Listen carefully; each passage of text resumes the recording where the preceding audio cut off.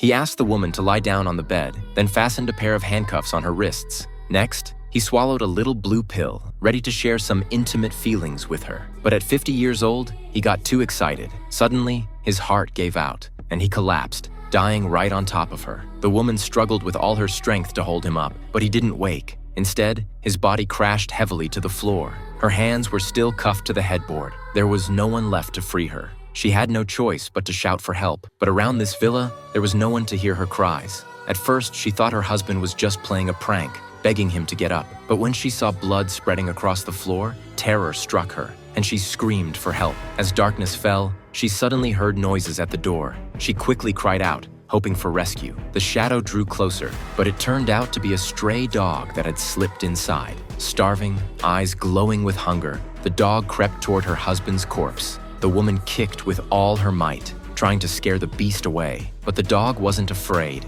at all. It greedily licked the blood off the floor, completely ignoring the woman's presence. Then it clamped down on her husband's arm, trying to feast on the body. The woman struggled desperately, but the cuffs only allowed her to move up and down. She tried to reach a book to drive the dog away, but in the next instant, her husband suddenly rose from the ground.